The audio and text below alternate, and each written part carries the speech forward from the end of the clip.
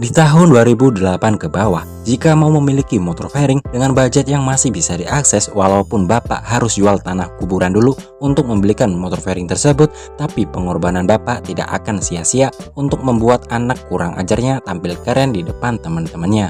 Dan dengan beberapa motor dengan budget yang masih bisa diakses untuk dibeli kala itu adalah Ninja 150 RR, CBR 150 atau Suzuki FXR 150.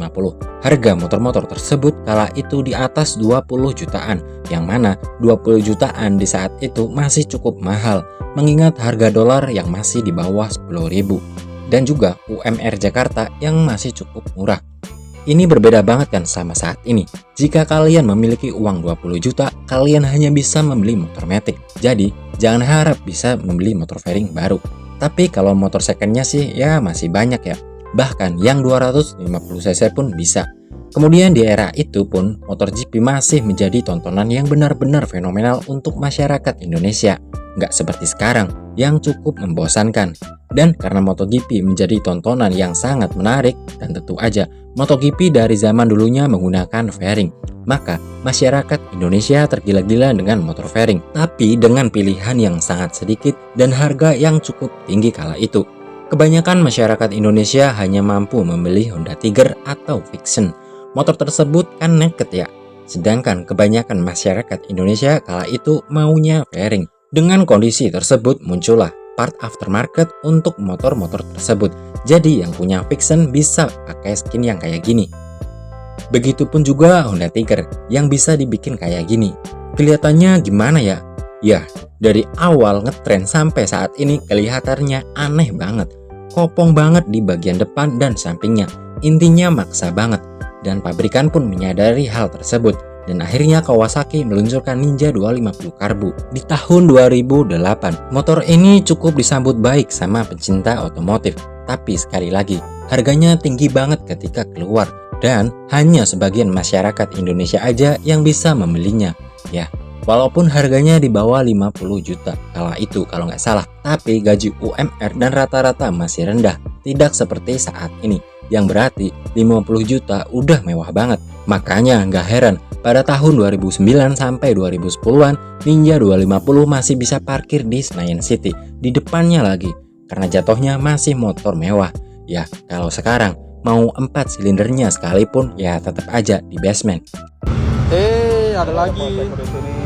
Ini ada security nih, siap-siap nih. Ini sasarannya Poro 250 kan? Ya. Apakah dia ditegur? Oh iya. Ya, dilihat dulu sama satpamnya, dicek dan dicek, ditanya, ya kan? Apakah Forza ini dikeluarkan saudara-saudara? Ya, iya, ya sudah ditegur saudara-saudara. Nggak boleh saudara-saudara dijadikan. Turun bro.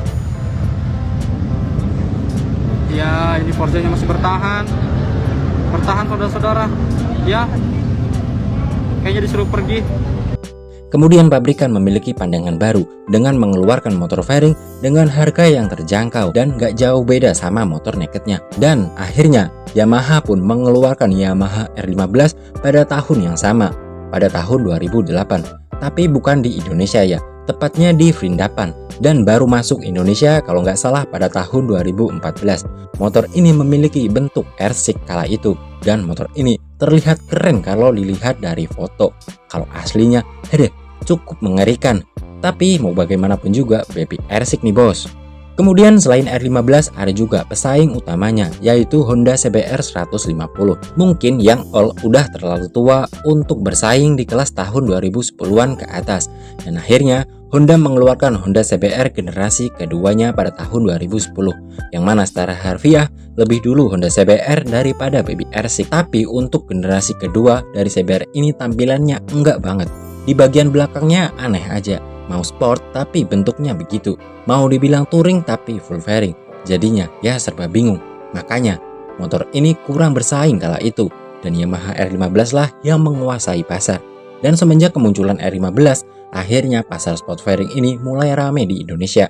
Yang mana akhirnya si paling terlambat yaitu Suzuki hadir juga dengan mengeluarkan GSX 150 lele. Dengan maraknya pasar sport fairing, akhirnya banyak orang yang membeli motor fairing. Dan akhirnya, motor fairing bukanlah hal yang spesial lagi seperti tahun-tahun sebelumnya. Tapi dengan banyaknya motor fairing terjangkau, ada satu kelemahannya, yaitu mereka semua kopong. Apa itu kopong? Kopong alias kosong adalah istilah untuk motor fairing 150cc yang memiliki banyak ruang kosong, dan yang paling dihina biasanya ada di bagian mesin. Kemudian kekopongan ini sebenarnya udah terjadi pada CBR 150 tahun 2010. Ya, walaupun framenya kelihatan terlihat lebih besar, tapi tetap aja motor ini terlihat kopong. Kemudian CBR 2014 makin kopong di tahun ini. Walaupun tampilan fairing depannya makin ya oke lah, tapi kekopongannya masih terlihat jelas. Kemudian di tahun 2016 CBR udah mulai futuristik, tapi masih aja kopong. Dan akhirnya pada tahun 2021 motor ini udah mengalami perubahan yang cukup signifikan pada bagian bodinya, yang mana mengadopsi dari Honda CBR 250. Tapi masih kopong, dan hal ini gak kejadian di Honda CBR aja, karena Yamaha R15 nya pun ya sama, kopong juga.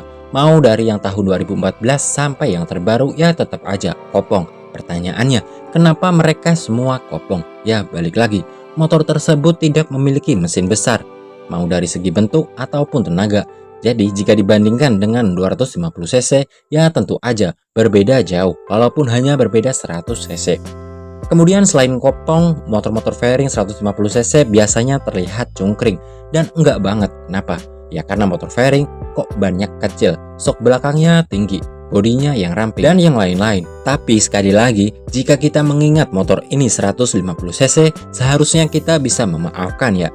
Tapi harus diingat juga, para pengendara 150cc jangan banyak gaya dan arogan. Motor kalian cuma 150cc, mentang-mentang fairing kalian bisa berasa motor paling kencang. Jadi udah pelan, suaranya nggak enak, jadi nggak usah kebut-kebutan, apalagi pakai knalpot yang suaranya cempreng. Aduh, kayak nyari pahala aja tuh. Jadi orang-orang ngatain dia, dan pahalanya ya jadi buat dia. Jadi daripada kalian kebut-kebutan yang larinya ya segitu-gitu aja dan butuh trek yang sangat panjang, mending dimodifikasi eksterior aja untuk menutupi kekopongan kalian. Tapi kalau udah benci motor kopong ini, ya walaupun dimodif sedemikian rupa, ya tetap aja pasti ada yang nyinyir. Namun jika modifikasinya keren dan tidak mengganggu mata dan telinga, kita seharusnya mengapresiasi modifikator seperti itu. Misalnya, motornya dimodif seperti ini, kan jadi enak keren. Asal kalau udah keren, jangan kebut-kebutan. Ketahuan deh nanti aslinya kalau mesinnya sayur. Kenapa mesin sayur? Ya, kok sama Matic aja gedean cc Matic. Jadi selain tampilannya yang kopong, mesinnya juga kopong. Kemudian selain itu apalagi yang kopong? Ya, tentu aja di bagian fairingnya yang ada di atas dashboard. Rasanya kopong banget di bagian situ. Udah fairing, ada rongganya, tapi shocknya masih teleskopik yang kecil. Ya, makin kopong. Tapi inget, kekopongan itu bisa dihilangkan dengan cara memodifikasi dengan benar. Dari yang kopong bisa berisi.